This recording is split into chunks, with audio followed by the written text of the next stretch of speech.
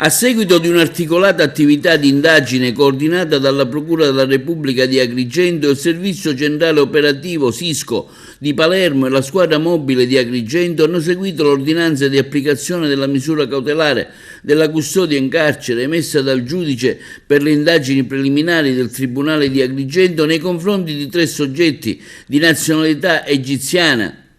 ritenuti responsabili del reato di favoreggiamento dell'immigrazione clandestina. In particolare, le indagini hanno consentito di raccogliere gravi elementi indiziari a carico dei 3 soggetti destinatari della misura cautelare che hanno condotto un'imbarcazione proveniente dalla Libia e giunta a Lampedusa dotati di strumenti atti al tracciamento delle rotte con professionalità e tra i pochi cittadini egiziani presenti sul natante in questione, che trasportavano complessivamente 53 migranti di diverse nazionalità. Le informazioni raccolte sugli indiziati, completamente individuati dai migranti a bordo,